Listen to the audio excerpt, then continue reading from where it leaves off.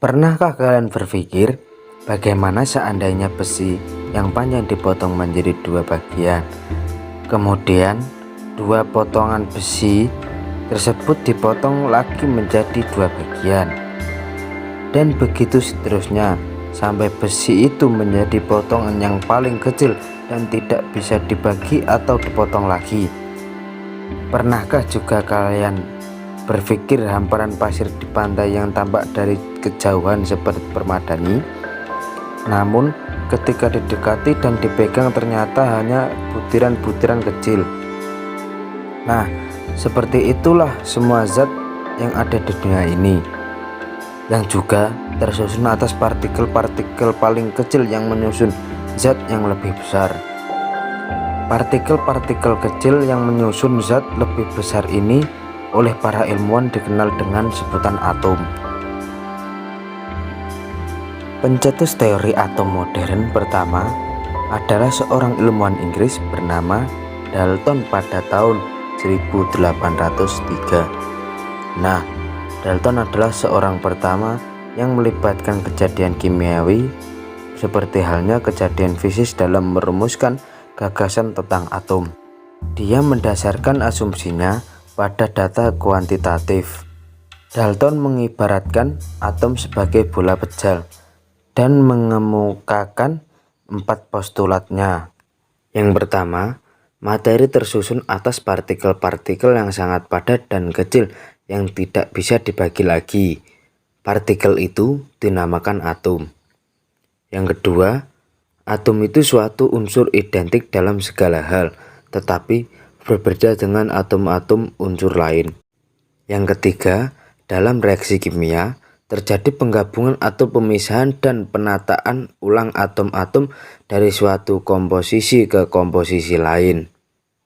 Yang keempat, atom dapat bergabung dengan atom lain membentuk suatu molekul dengan perbandingan sederhana. Namun, teori atom Dalton masih memiliki kelemahan. Adapun kelemahan teori atom Dalton sebagai berikut. 1. Tidak menjelaskan sifat listrik materi. 2. Tidak menjelaskan cara-cara atom berikatan. 3. Tidak menjelaskan perbedaan antara atom satu dengan lainnya.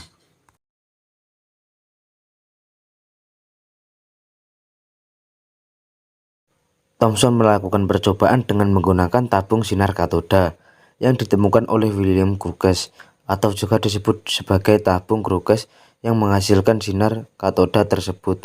Ia menguji sinar katoda dengan menempatkan plat logam bermuatan negatif dan positif sepanjang sisi tabung sinar katoda untuk mengamati pengaruh plat logam bermuatan terhadap sinar katoda tersebut. Pada percobaan ini, sinar katoda ditolak oleh plat negatif dan ditarik oleh plat positif. Nah, sinar katoda sendiri adalah sinar negatif yang bermuatan negatif, dan lazimnya sesuatu yang bermuatan harus terdiri dari partikel yang memiliki massa. Partikel yang Thomson temukan ia sebut dengan corpuscles atau badan kecil.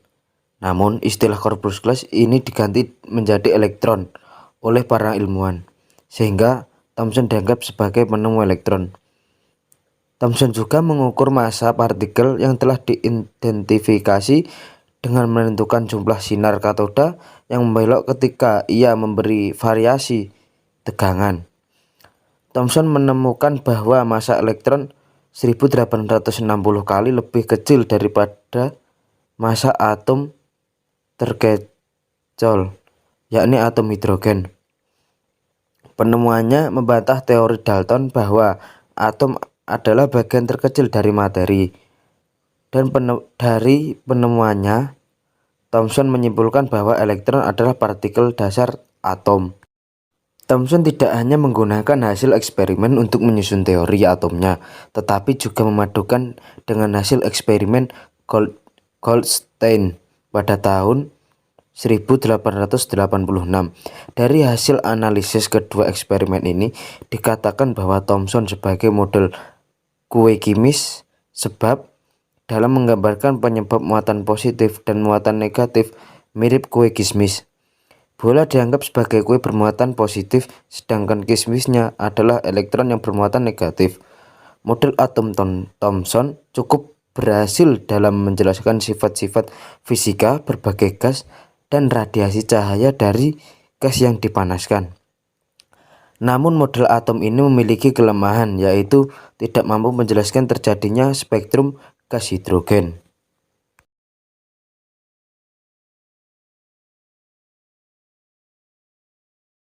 Model atom Rutherford adalah teori atom yang dikembangkan oleh Ernest Rutherford pada tahun 1911. Teori ini menyangkal teori atom yang ditemukan oleh J.J. Thomson berdasarkan percobaan Geiger-Marsden yang dilakukan pada tahun 1909. Percobaan yang dilakukan oleh Rutherford menunjukkan adanya kekeliruan dalam teori atom Thomson. Adapun penemuan yang dikemukakan oleh Rutherford terkait atom ialah sebagai berikut. 1. Atom adalah bola berongga yang tersusun dari inti atom dan elektron yang mengelilinginya. 2. Inti atom bermuatan positif. Selain itu, massa atom terpusat pada inti atom. Kelebihan model atom Rutherford. 1. Dapat menerangkan peristiwa terjadinya penghamburan partikel alfa oleh selaput tipis emas. 2. Dapat mengemukakan keberadaan inti atom yang bermuatan positif dan merupakan pusat massa atom. Kelemahan model atom Rutherford. 1. Bertolak belakang dengan teori elektron dinamika klasik, yang mana suatu partikel bermuatan listrik apabila bergerak akan memancarkan energi. 2. Elektron bermuatan negatif yang beredar mengelilingi inti kehilangan energi terus-menerus hingga akhirnya membentuk lapisan spiral dan jatuh ke inti. Padahal nyatanya hal ini tidak terjadi. Elektron tetap dikatakan stabil pada lintasannya. 3. Model atom Rutherford tidak dapat menjelaskan mengapa elektron tidak jatuh ke dalam inti atom.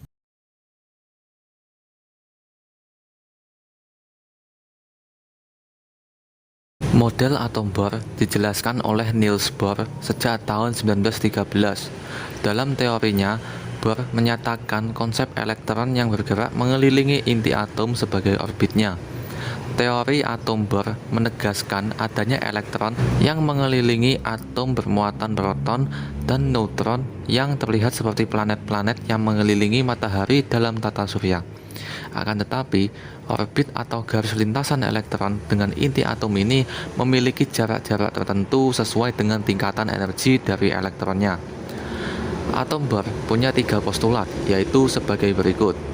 1. Elektron mengitari inti bermuatan positif dalam lintasan lingkaran. 2. Momentum anggular elektron dalam orbit terkuantisasi.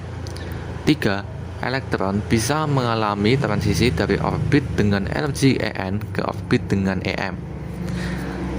Jari-jari lintasan stasioner.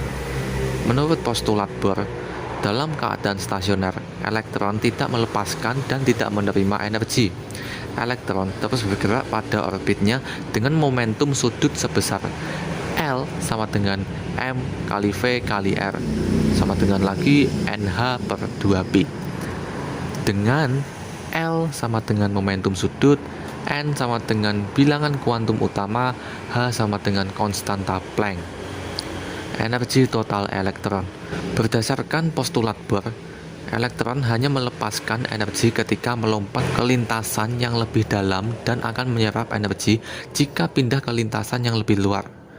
Energi total elektron dirumuskan sebagai En sama dengan min 13,6 per N kuadrat eV. Dengan demikian, tingkat energi terendah bagi atom hidrogen N sama dengan 1 yaitu min 13,6. Tingkat energi selanjutnya N sama dengan 2 yaitu min 3,4 eV. Tingkat energi ketiga N sama dengan 3 yaitu min 1,51 eV dan seterusnya. Harga-harga energi ini yaitu negatif, yang menyatakan bahwa elektron berada dalam keadaan terikat dengan proton. Harga energi yang positif berkomunikasi dengan atom yang berada dalam keadaan reionisasi, yaitu ketika elektron tidak lagi terikat, tetapi dalam keadaan tersebar. Dalam teori kuantum, energi gelombang elektromagnetik yang dipancarkan akibat transisi elektron dinyatakan dalam persamaan delta E sama dengan H kali F, dengan delta E sama dengan energi radiasi gelombang elektromagnetik. H sama dengan tetapan Planck 6,68 kali 10 pangkat min 34 J/s. F sama dengan frekuensi gelombang elektromagnetik yang dipancarkan. Satuannya adalah Hertz. Menurut Bohr, besar delta E sama dengan selisih, sehingga dapat dirumuskan E2 min E1 sama dengan H kali F. Kelebihan model atom Bohr. 1. Keberhasilan teori Bohr terletak pada kemampuannya untuk meramalkan garis-garis dalam spektrum atom hidrogen. 2. Salah satu penemuan adalah sekumpulan garis halus, terutama jika atom-atom yang dieksitasikan diletakkan pada medan magnet. Kelemahan model atom Bohr. 1. Melanggar asas ketidakpastian Heisenberg karena elektron mempunyai jari-jari dan lintasan yang telah diketahui. 2. Model atom Bohr mempunyai nilai momentum sudut lintasan ground state yang salah.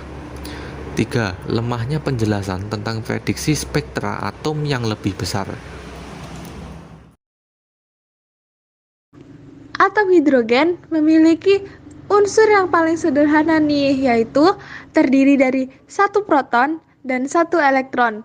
Bila kita melewati seberkas cahaya polikromatik pada prisma, maka cahaya yang akan keluar dari prisma terurai menjadi aneka warna.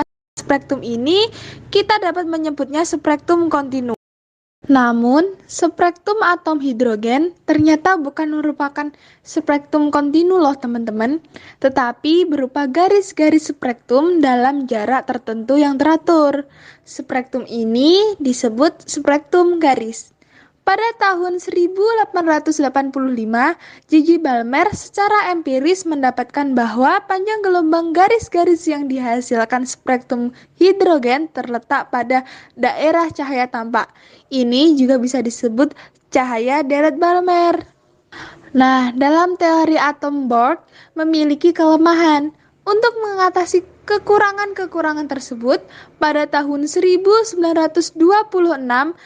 Erwin Schrödinger 1887 sampai 1961 memperkenalkan mekanika gelombang atau mekanika kuantum yang dikembangkan pula oleh Werner Heisenberg 1901 sampai 1976, seorang berkebangsaan Jerman yang terkenal karena asas ketidakpastiannya mengenai partikel. Nah, sekilas informasi nih. Menurut Bohr, elektron yang jauh dari inti mempunyai energi yang lebih tinggi.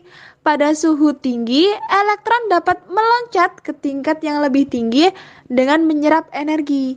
Jika selisih dengan dalam tingkat yang lebih rendah, elektron dapat turun ke tingkat tersebut dan mengeluarkan energi dalam bentuk radiasi loh.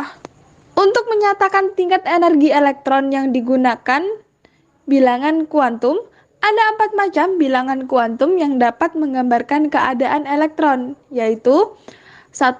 Bilangan kuantum utama, 2. Bilangan kuantum azimut, 3. Bilangan kuantum magnetik, 4. Bilangan kuantum spin. Bilangan kuantum utama menyatakan nama kulit atom. Energi terendah dimulai dari kulit yang diberi nama kulit K, sedangkan energi yang lebih tinggi dengan nama kulit L, M, N, dan seterusnya. Bilangan kuantum azimut menyatakan nama subkulit. Subkulit yang dikenal adalah 1. Orbit S atau sharp, 2. Orbit P atau principal, 3. Orbit D atau diffuse, 4. Orbit F atau fundamental. Bilangan kuantum magnetik menyatakan banyaknya orbital yang terdapat dalam masing-masing subkulit. Misalnya nih, pada subkulit energi P ada 3 orbital, Px, Py, dan Pz. Bilangan kuantum spin menyatakan arah putaran elektron pada sumbunya.